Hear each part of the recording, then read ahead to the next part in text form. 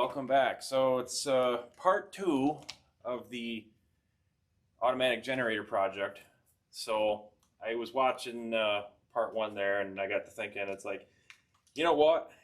This would probably make a lot more sense if we just spent some time with our friend Mr. Whiteboard. So I'm going to diagram out some stuff because there were some aha moments that I had last time around, and I've had more since. So it's better if we just all get on the same page. With that, let's get down to it. So down here is the power pole, and then that comes up to the side of the pole barn. Pole barn is green, so I'm just going to make it a big green box.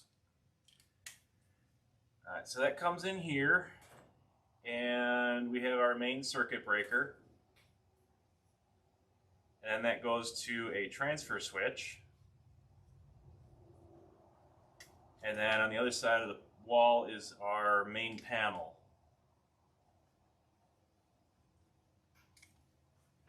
That's 200 amp.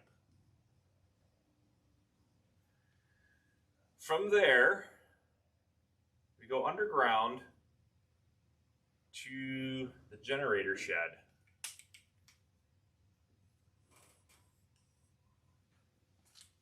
Okay, now that's where our 30 kilowatt diesel sits.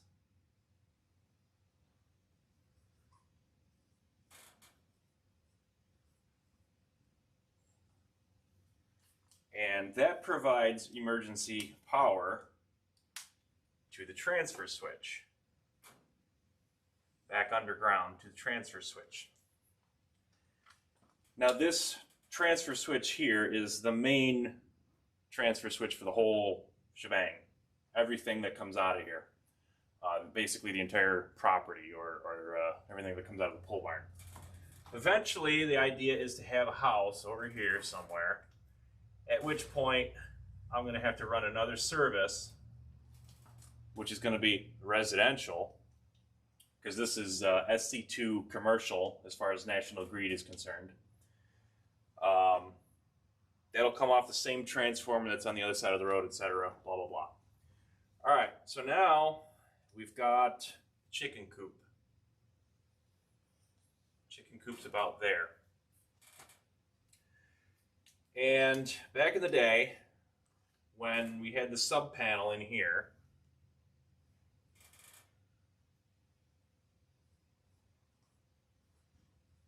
so that's on the inside of the generator shed there.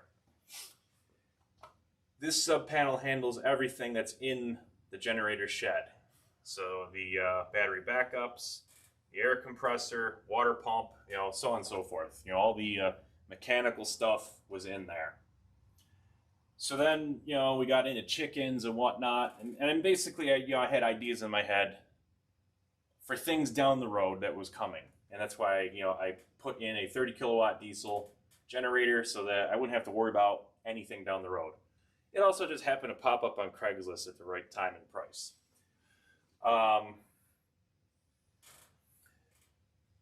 So, I've got the plasma cutter, air compressor, welder, big high wattage items that in an emergency, I expect them to run. So, hence, big diesel generator. All right, back to it. So now we've got this chicken coop. We had a few chicken coops, little itsy bitsy ones, and then we consolidated them into one large chicken coop. So when that came around,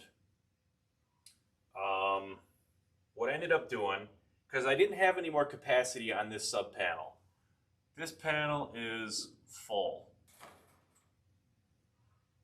So what I did is I came out of the main panel with a feed, went out and up the hill into here, and there's a safety switch on the side of the shed,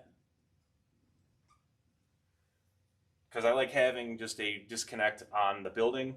I've kind of done that with all the chicken coops and all the little sheds, freestanding structure sheds.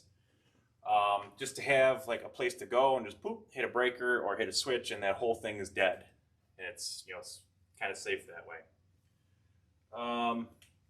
So then we've got our wall, because this is the garage part of that. Kitchen. And then there's a sub panel on the wall here, so that our feed comes in like that. And that sub panel handles that whole thing. And there's a couple high wattage appliances in there. We've got a water heater and a room heater that's in the kitchen.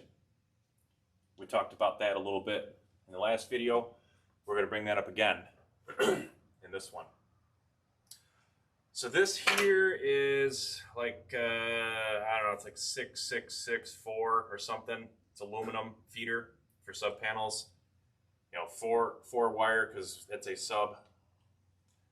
And, you know, we carry the ground and everything to it. So that was it. You know, everything's hunky-dory. But then I got to thinking, it's like, you know what? Eventually, we should probably get a backup generator for that.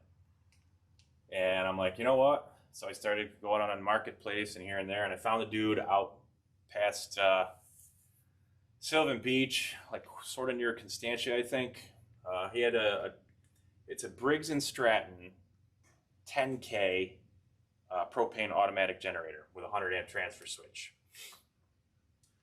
So basically I needed to back up everything that was in here, because that's where the majority of all the important stuff is. You know, that's where the battery backups for the network are, and, you know, all the servers, security cameras, etc. So I was kind of figuring that's where the backup generator, the automatic source, has to be. So basically now what we're doing is we're trying to figure out how to feed a sub panel that's upstream of a sub panel, because our main transfer switch is down here. And what I came up with is I ran another conduit out of here, up the hill, and around, and into there, because there's now a 50 amp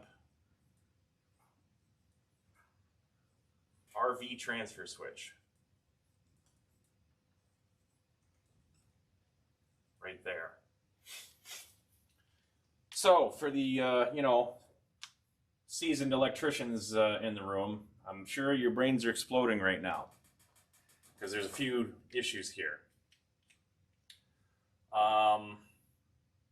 One of them being there's obviously a neutral loop here, which that's one of the things we're going to have to address.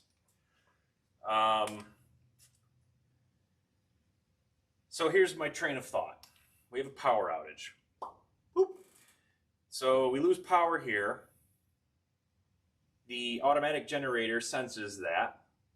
It fires up, starts supplying power to the sub panel in the generator shed, and also this line that goes up to the RV transfer switch in the chicken coop. Because remember, there's no direct line back to the automatic generator from the coop, because I fed that out of the main panel in the pole barn. So here's what I'm thinking needs to happen. We need a deterministic way to turn on or off this line, because I'm pretty sure that this RV transfer switch is, the way it works is it's got its own little circuit board in there, and when it senses generator power, it's going to automatically just go to generator power. And then in the absence of generator power, it goes back to shore power. I'm pretty sure that's how it works. I need to verify that. I'm going to watch some YouTube videos, and then I'm probably going to have to work up like a little test thingy to video, because I don't think I can use somebody else's content and to get away with it. I don't want to have to deal with that nonsense. Lawyers and shit. So let's do a little explodey diagram of that transfer switch. We're actually going to take a walk later and go look at it. So in the transfer switch, we come out of a 2-inch conduit, and there's the actual, like, you know, switchy switch thing. I don't know, we'll just make a, there's a diagram. Primary source is here.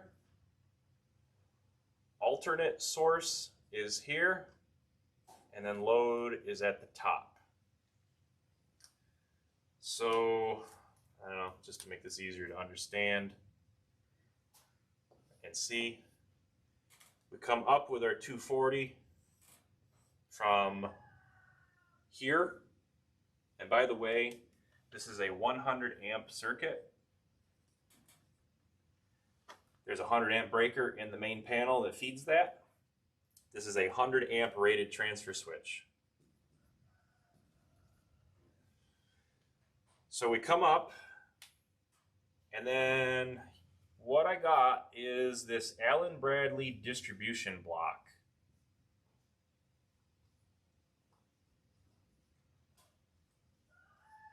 And basically it's just some big massive chungus aluminum thing that you just connect all the wires together.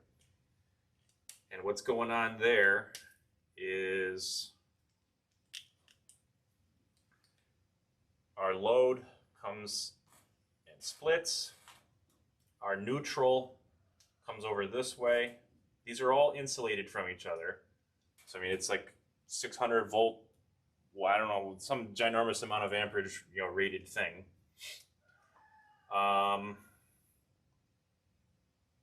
There's our neutral, the other neutral. Okay, so then coming out of this same conduit up the other side of the wall is the sub panel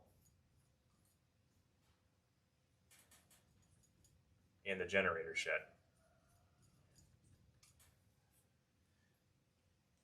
So then a neutral comes down here, goes up in there. This comes down here, goes up in there, and then the other, you know, leg of the 240 comes up in there. So I made it all the same color. It's confusing as hell. I apologize.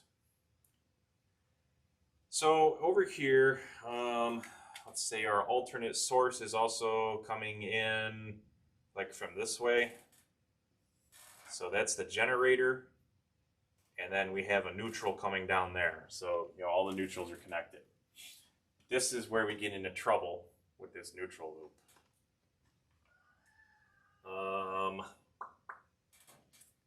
So for sake of actually we'll use red because we use red over here, so it's easier to understand. So we're coming in with a neutral. Then the plan was to come in and just land on that same block. That was my original idea. Sometimes ideas need refining. So what's the issue here? Well, number one, the first issue is that as soon as we go live with this and make this transfer switch hot, this whole thing's going to become energized by default. So then this line here is carrying power.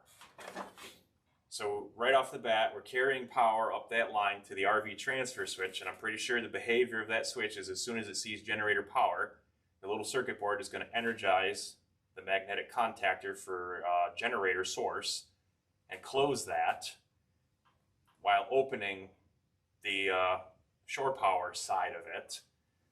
And then we're feeding directly out of that, which that's not how it's supposed to be. And that's in the last video I was kind of saying, oh, you know, we need a breaker on that, because I was, you know, all the ideas are kind of floating around, and it's like you got to reach up and pick them.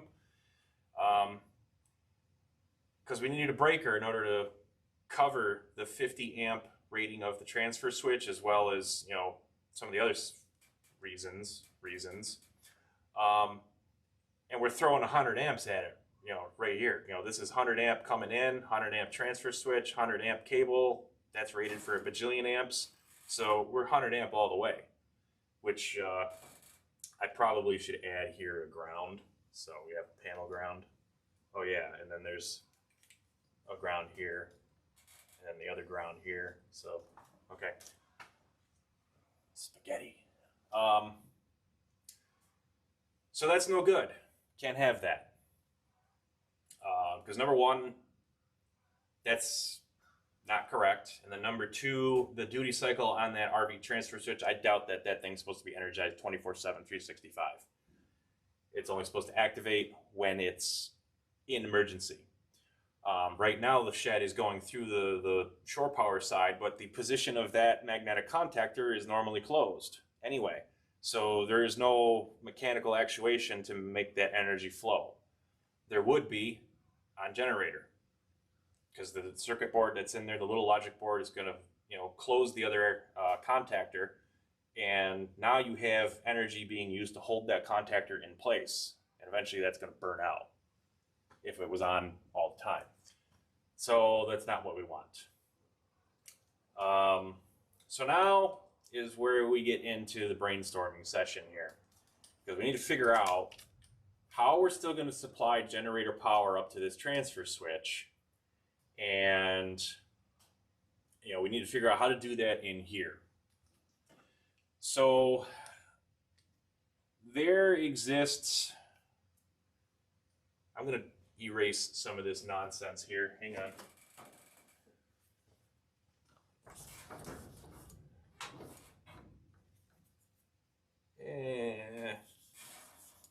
You know what? Screw it.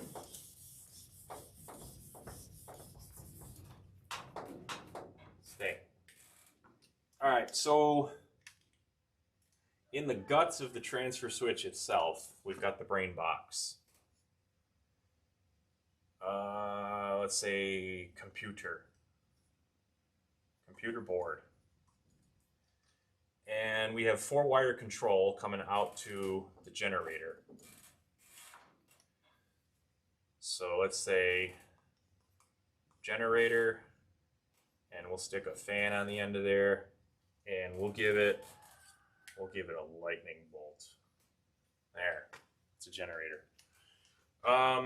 So we got 4-wire control into the silly little box that's on top of there that I hate and I'm going to get rid of. I'm going to change it. We have power and ground,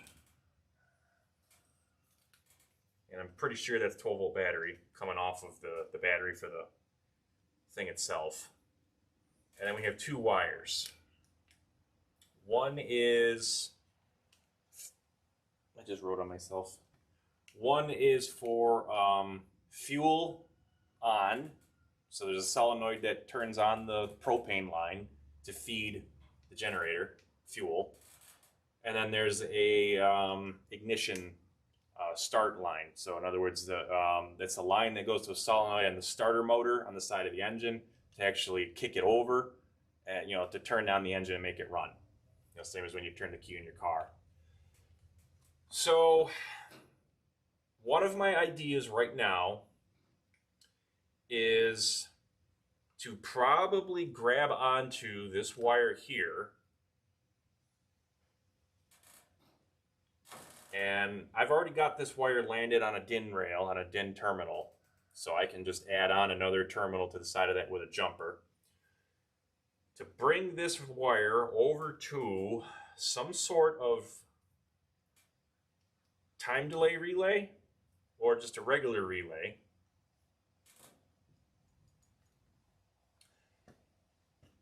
Because I'm pretty sure that this line, I read the owner's manual for the system, and I said I think it's rated at 5 amps. So if I have a small relay, and then come out of that to something larger, so now we'll bump that up to, let's say, like a 12-volt something or other. Not 12 watts, 12 volts. Jeez, oh my God, look at that mess. And then we bring in like another, source of power. At this point I'm thinking it'd probably be 12-volt DC coming off the battery of the generator itself, the automatic one, or something. Maybe it ends up being 120, I don't know. We'll have to see what I've got available for relays and and how this actually is going to work out. But basically, come out of here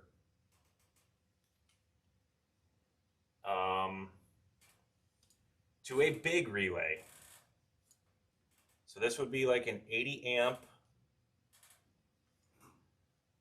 with a 120 coil. And the idea here is we're going to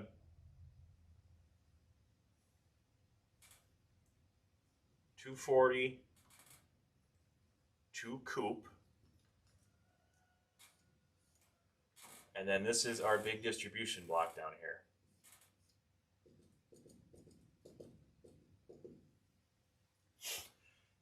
And basically what we're going to say is we're going to put this on the normally open side of that relay, so that when the transfer switch engages the generator and the fuel solenoid line turns on, it's going to hit the fuel solenoid for the generator itself, and then we're probably going to have some sort of time delay relay here. And the reason that I want time delay relay is, if you've ever had an automatic generator, sometimes they don't start first try. Sometimes it'll take this thing, 2, 3, 4 attempts before it fires up. That's just weather, atmosphere, temperature, the boiling point of propane, etc., blah, blah, blah.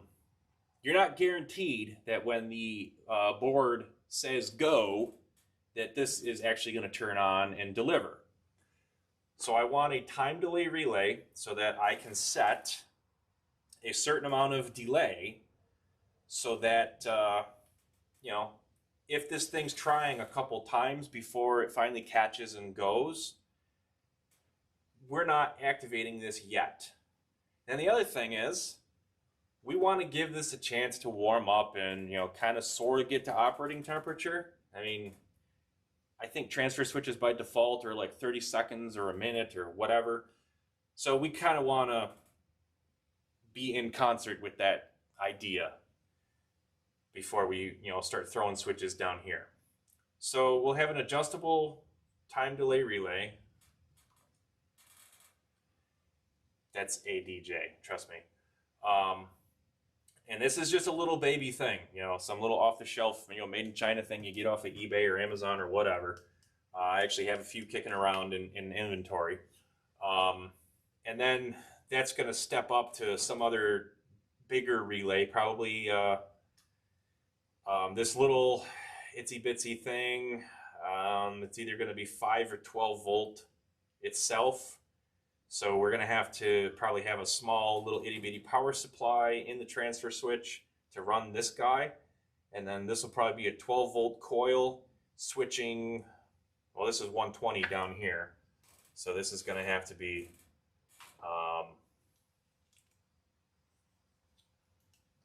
hang on.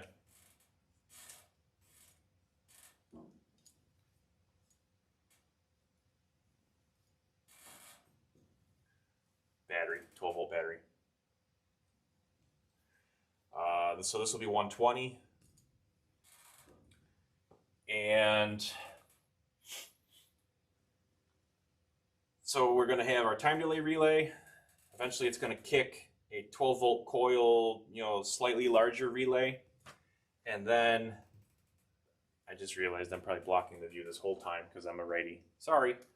So then that's going to go in. We're going to take our 120 and hit this 80 amp. Basically, it's a big monster ice cube relay. I bought 2 of them thingies because in the last video I also talked about isolating the air compressor with one of them, which I'm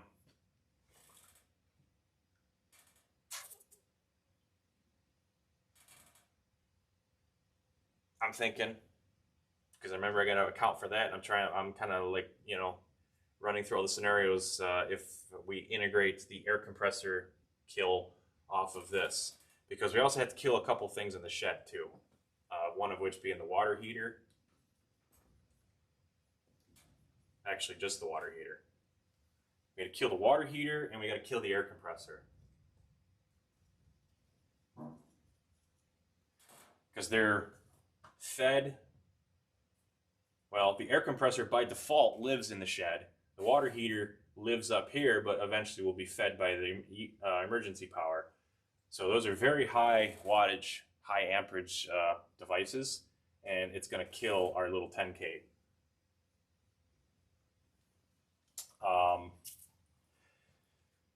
So basically, this is the idea that I'm kind of leaning toward right now in order to isolate this backup line until the generator is ready for it.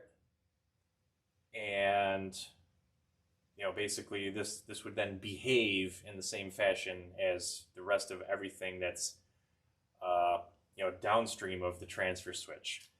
Because remember earlier I was saying how I was going to land everything on that distribution block that's in there, but it would be live all the time. So we can't have that. Yeah. So that's that. So now we're kind of,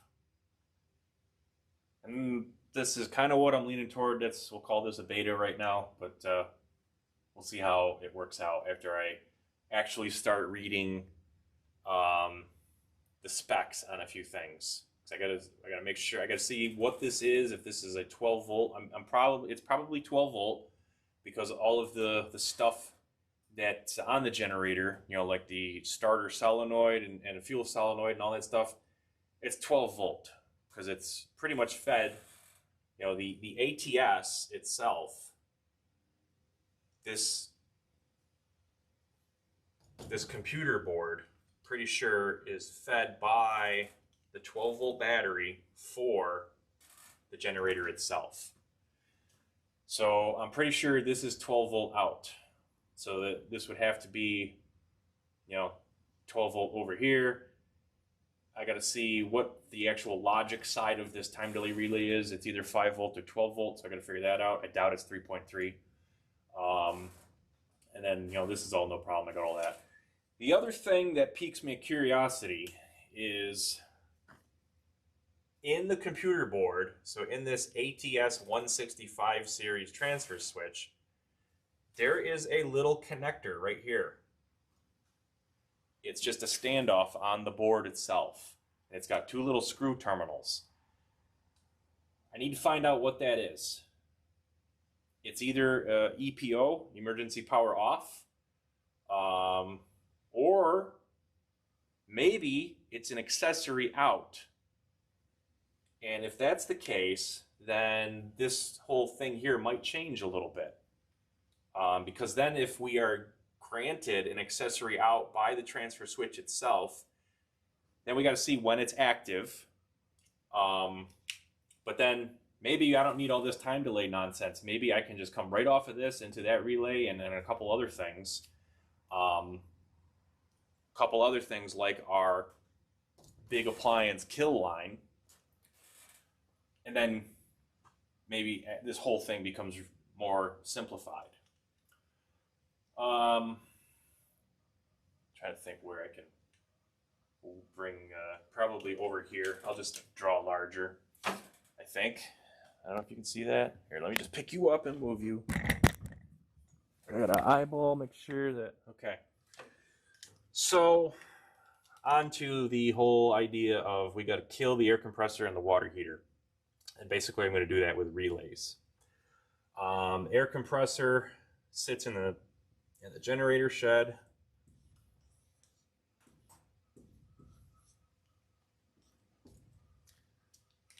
There's our inflated potato, and then up top is the water heater, the Viver 8K. I don't know, actually, I do kind of know, because when the generator is running, the iota watt shows like a 7K spike. So I'm pretty sure that that's 7K. So what I'm going to do is put a relay in line there, put a relay in line for the power there, And then I'm going to probably, I talked about this in the last video, I'm going to have an extension cord coming out of here, running up with this, 4-conductor power line in the same conduit and everything to hit this guy. And this is going to be 120 volt. And then I'm going to have another one of those 80 amp relays, 80 amp rated, in there. That needs to be a 30 amp rated at least. And we're going to go on the normally closed side of those relays for these appliances. So that when, and we're just going to, however we figure out the whole system for the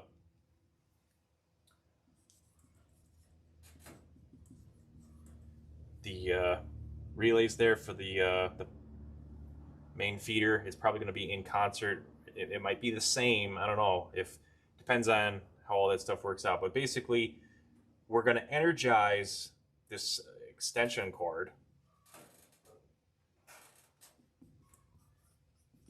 And it's going to be an extension cord because extension cords are waterproof and you can get them really long for cheap.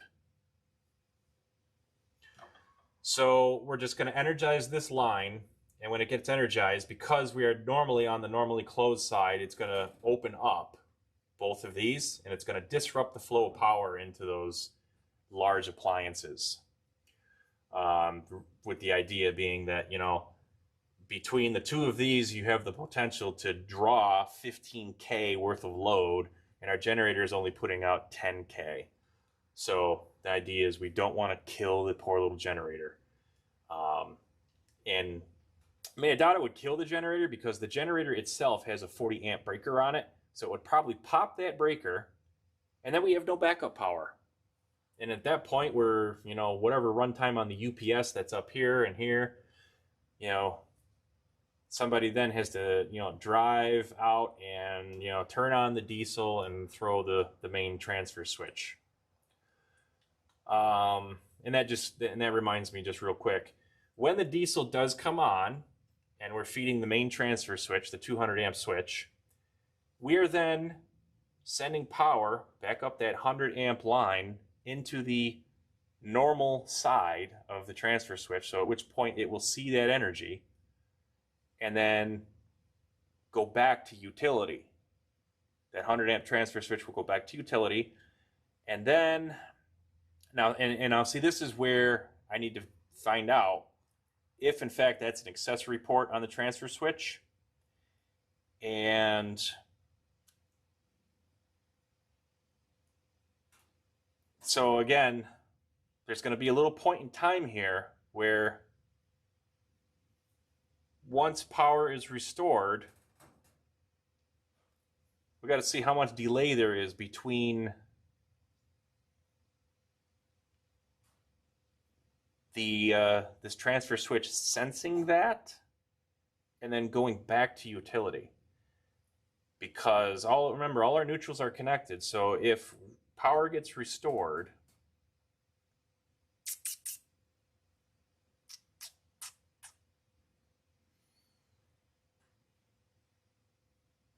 as soon as power gets restored, back up this line here, I'm pretty sure that RV transfer switch should throw back the other way and separate the neutrals right here so that we don't have this neutral loop. But it comes down to timing.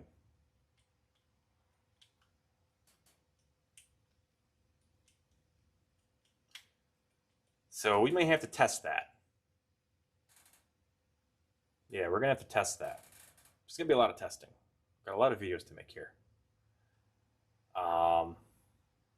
Yeah. So we've spent quite a bit of time here with Mr. Whiteboard. Kind of give you a closer view of all that.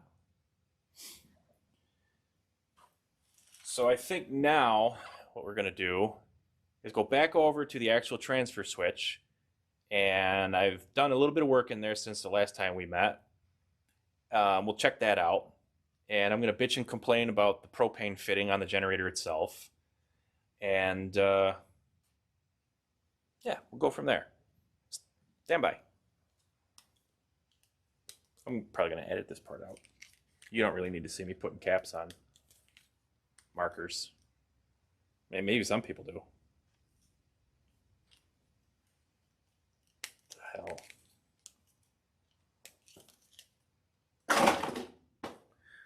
All right, here we go.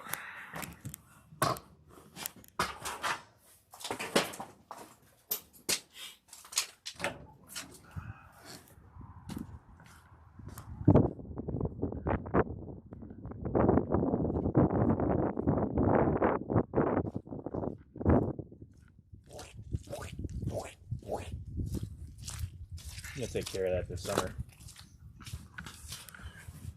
Okay. So here we are. I'm gonna get this tripod adjusted a little better here so that I'm not kicking it as I move around. Still recording? Yeah. All right. So there it is. There's that beast, this 10K monster. This is the big, thick composite cable that normally, is going to be inside the generator shed, but it's out here so that we can test. So that I can fire this thing up out in the open so that if we got any issues or whatnot, we can kind of address them. Let me see if I can get you up a little higher here, because it's like I got to bend down in order to see ya. All right. So here's the generator. This is our 4-wire start and run and battery voltage thing.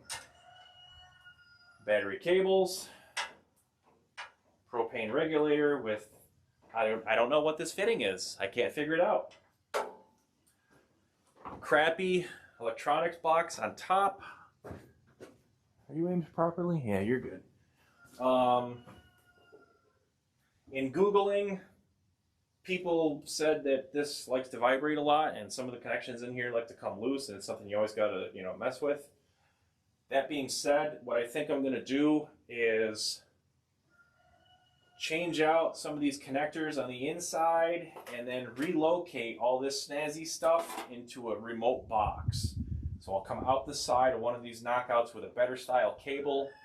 Because remember, this is going to be mounted up high in the generator shed, so I'm going to come down to another metal box and then put all that stuff in there so that it's more easily accessible, number one, and then so that we get all the important stuff away from the vibration and all that crap.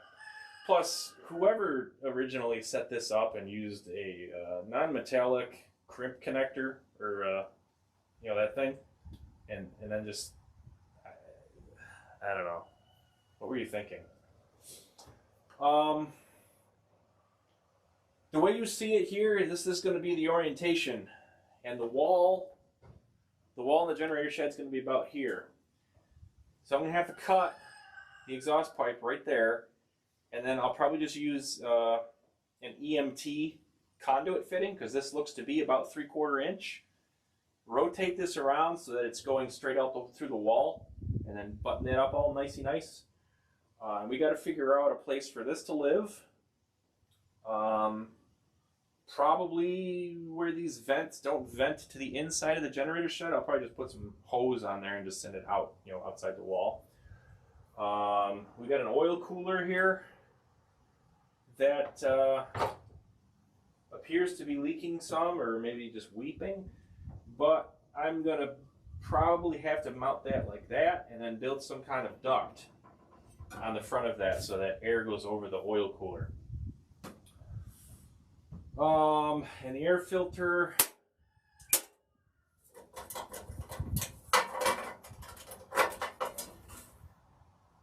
honestly, I'm not really a fan of that air filter, but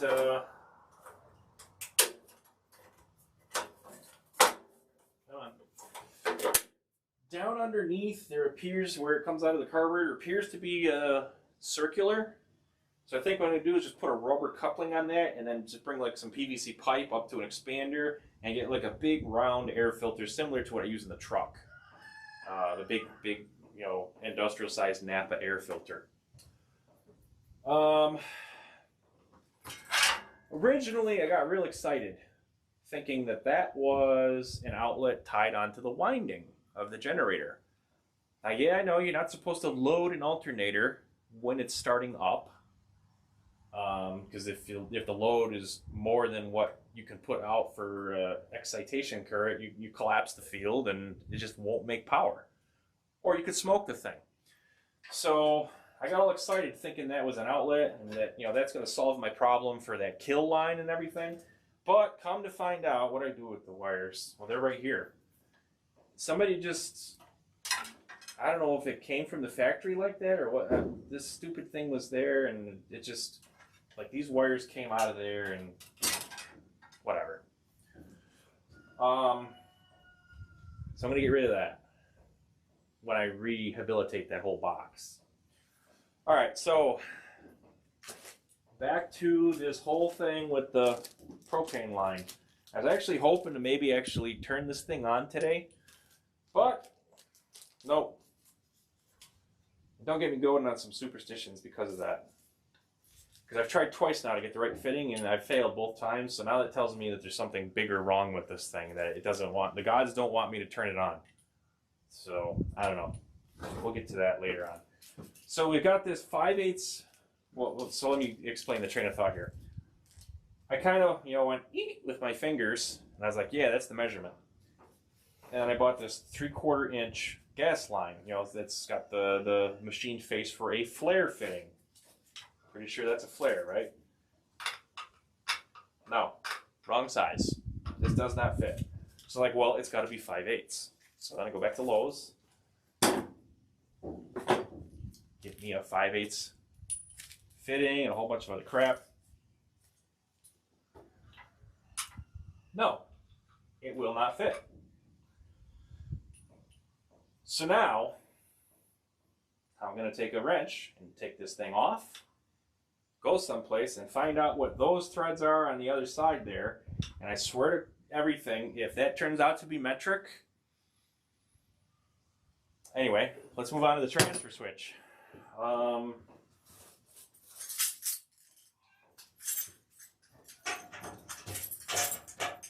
All right, open sesame, and then let's move you guys over here closer for a better view. All right, look at that. Look at all that beautiful stuff. Okay. So here's the brains of the transfer switch. And basically I just made a quick little bracket out of a piece of aluminum. Let me move you. Actually, let's just go mobile with the camera. If it sounds like hell, I apologize. So I made a quick little aluminum bracket. I just took a strip of aluminum, bent it 90 degrees, drilled some holes in it, and so that's affixed to the back plane of the cabinet. And then that's there. Now, this is not permanent. I'm not happy with that. Now, I don't want to make any penetrations on the side, which is why I have yet to screw a bracket here. So what I think I'm going to do is get a big magnet. Like Harbor Freight has those magnets that have hooks on them that go on the side of your tool cabinet. They're pretty stout. So what I'm going to do is get one of them magnets and then make a bracket to attach to the magnet and then probably into these two screw holes. Okay, and as long as I got you right here, that little guy right there, that's that terminal block I was talking about earlier. We got to find out what that is and if we can leverage that for our kill line. Here's our 4-wire control plus a ground. I got that on a DIN rail. These are the telemetry wires. So I got 6 wires to choose from. They're at the other end of this big, thick cable. I mean, it's got to connect, a thing on the end of it to protect it, but that's that. There's our ground. So I had a hot, this thing here was actually the original ground terminal block from the original transfer switch enclosure. So I hogged out both of these holes actually, because I was going to try and fit it over there, but then it dawned on me that on the other side of the wall here, the ground wire for the sub panel won't make it all the way over to there. So that's why it's over here now, because it's going to come up out of this conduit and boop right in. So we've got this here, these 4 lines here actually go through, and that's going to feed the sub panel. That's going to feed the sub panel that's on the other side of the wall here. Right now, the sub panel is being fed by the line that comes up out of the conduit and goes through and up into the sub panel. So when it's time to transition, pull the cover off of this tri-B, not an LB or an LR or whatever, so it's like a 3 thing. I made that. It's okay. We're going to pull the wiring out of the sub panel and then reroute it up through here. We're going to land our hots there, land our neutral there, land our ground there. So we should be good to go. This is the big monster Allen Bradley distribution block.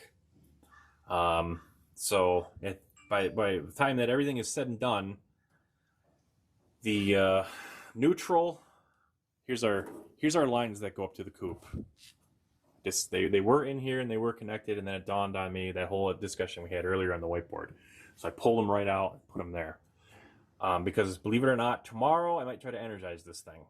Just, the generator won't be hooked up. None of this telemetry is going to be hooked up. So it'll be in the default position of preferred and load, and that's that. So when this is all said and done, our neutral will land here, because all our neutrals need to be connected. Our hot may come up and over to a relay, which, there's our guy. So here's this, 80 amp, supposedly 80 amp rated relay. I'm going to start with this. And if this thing fails to live up to my expectations, we're probably going to have to go back to eBay and find like a 100 amp rated magnetic contactor that hopefully fits in the same spot. So that's going to go there. So our hots are going to come down from the chicken coop, land on one side of this, and then a little pigtail from here to there to connect that. So that's where we stand at this point. I got to work through some ideas and, work through the specs of some components that are going to may or may not be used. I got to find out what that thing is for sure, because that's either going to save us or it's just going to be like, yeah, whatever. So up here on this DIN rail, we got some extra space because I am going to be putting an energy management device. So I have an iota watt that is on the main panel of the barn that tells me all the comings and goings of the angry pixies. But that's not really going to be useful when this sub-panel emergency sub-generator is running. So I'm going to put another thing here. I'm going to get it from Athom. Athom.tech is a website that provides IoT devices that come native with ESP firmware, ESP home firmware flashed onto them. That, all of 5 minutes and you got the thing integrated into Home Assistant. So they make a device that's like 4 inches by 4 inches or 5 by 4, whatever. It's going to fit, trust me. And it's got 6 inputs for current transformers. So we're going to clamp one here and here so that we can monitor the power coming out of the generator. We're going to clamp one here and here going up to the chicken coop so that we can monitor the power consumption of the chicken coop itself. And then we're going to clamp 2 here and here so that we can monitor the gen shed sub-panel consumption. So we'll be able to look at our feed and our 2 largest consumers, and there shouldn't be a delta or anything, but at least then we can actually see like what is, one location is consuming versus the other. Yeah, so I don't know if we're at a stopping point or not. Kind of running out of ideas here. Yeah, I think we're at a good point to kind of call it a day for this video. So let me get you locked back in here so I can babble properly. There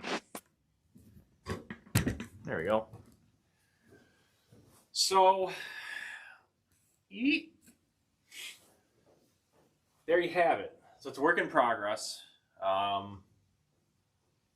As things pop up, we're going to figure them out and go from there. Nobody's going to die. Nothing's going to catch fire. So just relax. Yeah, so tomorrow, during the day, I got some time. And I'm probably going to transfer the power over to the bottom of that thing and go live with at least this. The other thing that I want to do, hang on here. This random piece of foam that I just found is a good surrogate for what my concept is here. The other thing I want to do is make a cover for this thing. I have these big plastic mud flaps that come on tractor trailers when they get shipped to a place that customizes them. You know, they're just from the factory to the secondary place. But it's just, it's, thick enough plastic, but it's like black plastic. Do I have any like laying around here? No, I don't have one easy that I can just grab onto. But basically, what I'm going to do is make a cover to go on that. And you see that this has two teeny weeny itsy bitsy screws that hold on this this white, whatever that's good for. But I'm going to take some of that black plastic and I'm going to encapsulate all of that, and then I'm probably going to put the plastic in the metal brake over there and fold it over and then make provisions for these cables so that we're protecting everything up here and down here. Just so that if I'm in here, messing around with something down the road, you don't like accidentally drop something or touch that, because that's a lot of exposed metal and it kind of freaks me out. And that's 100 amps, so that's enough to like ruin your day.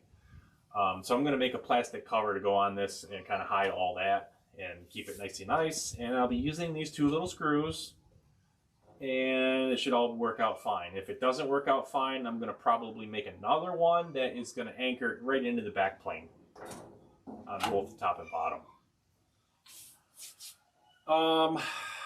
The other thing here, and this is another reason why I went with this Allen Bradley distribution block, is because at the end of the day, when all is said and done and our chicken coop is landed here, we're still going to have an open position for 2 hots and a neutral for 240. And there may come into existence another conduit. I don't know. Can you see where I'm looking here? There may come into existence another conduit that comes up and attaches to the bottom of the cabinet here, and we feed that one. I don't know what it's going to be yet, but the possibility is there. I still need to get that iPad going with the app that allows me to see exactly what the camera's looking at. Otherwise, I'm just guessing. Yeah. So, hopefully tomorrow, I can get this all wired up. It's going to take all of 20 minutes. We may even video it. I don't know. We'll see.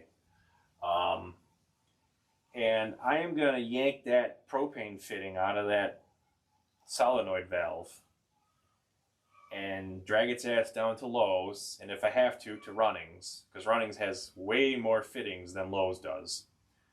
Runnings is a good place for all those weird things that the big box stores don't carry. When it comes to like electrical and plumbing and stuff like that. Runnings is pretty good for that. So I'm going to take that fitting to a couple different places, and I better find a suitable attachment strategy to feed that thing its propane. Because I want to test run it before the weekend, or before Sunday, because I got to go to a place on Sunday. Ta-da! So when I was up at Runnings earlier getting some of them propane fittings, I also happened to acquire 4 of these big monster 31 series marine batteries, deep cycle. And it was at the checkout that I was confronted with New York State's shenanigans of, oh, you need to pay a core charge. And the realization of that kind of took me by surprise. I had a moment of weakness, and I apologized to the girl there, but, you know, she could tell that I was not happy about New York State and their nonsense. So, again, sorry, just me in New York State, you know, nothing personal. Anyway, got all these connectors, because when I was scrapping UPSs, I saved these because, like, you know what? I should save these. They go in there, and basically it's going to take every 12-volt battery, and it's already wired up in series to give us 48 volts on the back side. So on the back here, we got one, and that's going to feed into the UPS. Problem now is none of these things are long enough. So I'm going to have to order some 6-gauge wire, and then the little metal connectors that go inside the plug here. So I was big excited when I was running some lines for PoE powered lighting. See that light up there? That's a 12-volt light. PoE injector on the end of a Cat 5, and it runs that light. Where I'm going with that's another video. Don't worry about it. Where I'm going with this is I had 3 of them cabinets up there in storage that I got back in the day doing a network upgrade someplace. And I got looking at it, and I'm like, you know what?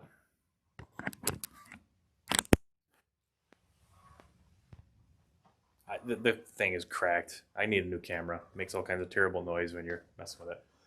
So I got looking at this cabinet, and I'm like, that is very similar in size to the toolbox that Runnings had that I was originally planning to put these 4 batteries in.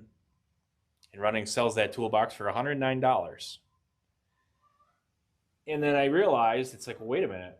What if those deep cell batteries actually fit in here? Because back in the day when we did the network upgrade and, you know, all this stuff got decommissioned, there were 4 deep cell batteries in here. They weren't these kind. They were a different form factor. But I didn't get those. The facilities department of that entity snagged onto them. And I got to imagine that they ended up going to people's trolling motors and campers and such. Which, you know what? It was theirs to take. I mean, because it wasn't handed over to me until it was handed over to me, and I got what I got. That's that. I'm not angry about it at all. Seriously, I'm not. But, I mean, I did get the cabinet. So I got thinking, I'm like, well, will the batteries fit in the cabinet? So I did the math, roughly, based on, you know, because I had taken a tape measure out at Runnings and ran over and measured these to see if they would fit in the Runnings battery cabinet. Because the Runnings cabinet was 36 inches long, and it was more than enough. There was room to spare. So, you know, the credit card gods are going to be sated today because I got my expense report for February finally. So I had enough margin to acquire these monster batteries. So that's what I did this morning. And as you can see, they fit pretty good. Not too bad. I mean, you're only sticking out about half an inch. So I do have covers. I think I have at least one cover. But then the other thing is we can fabric cobble a cover that just accommodates the front of the battery a little bit. And even if we didn't have a cover, I could put a strap around here just to make sure that the battery don't flop out. But this is more than perfect for the situation that we got up in the chicken coop there with the UPS that has the craptastic failing batteries. I just need to get me some 6-gauge wire, the little connectors, and then the battery terminal connectors, and crimp that all together and build up some, you know, longer versions of that. So, unfortunately, there's going to be no battery video for a little bit here, because because I'm going to have to all wait for that stuff. So we're probably going to be doing that next week after the parts arrive. I do know that on eBay you can buy the connector, the silver part in there. I actually have smaller ones of these for like 50 amp rated connectors, because I make these 50 amp connectors and I throw them on my equipment for like connecting a battery booster to it. But clearly this is well, it's an Anderson power pole, no doubt about it. This is a 120 amp connector. So if we go in there, gotta switch hands here.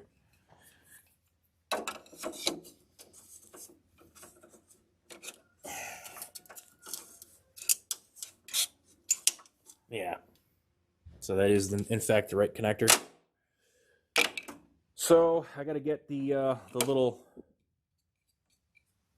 silver thingies for the 120 amp connector. That's why I will need 8 of them at least. So I'll probably get a 10 pack or whatever. Actually, I'm going to get a lot more because I've got those 2 other carts or things up there. And, you know,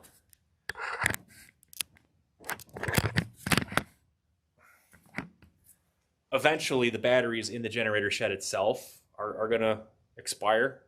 I mean, they're in the process of doing that. Some of them are going tits up already. So at some point, they're going to need to be replaced. I'm going to use the chicken coop as a guinea pig for this cost savings idea, because I did some rough math, and to buy even refurb, well, not APC batteries, but you know, like brand X APC batteries, those 18 amp hour 12 volt jobbies that are in the other 3K towers there. To buy those one for one, it's expensive. So this is cheaper, and if it works, who cares? Should be good. Should be good to go, I think. So I'm going to order some stuff. It'll be here sometime middle of next week. And then next weekend, I'll make a video of making those cables, cabling the whole thing up. And then we're going to throw the meter on it, and hopefully we get like, you know, 48 or 50 volts or whatever the hell it's going to be on the outside. And then we're going to put this underneath the UPS up there and pull out the, actually we'll probably leave that cell in. I doubt, like, you know, 2 seconds worth of being connected to the old battery pack plus this is going to make a whole lot of difference. But the moment of truth is going to be when we actually connect this to the UPS, and whether or not the internal charging circuit on the UPS likes it or not.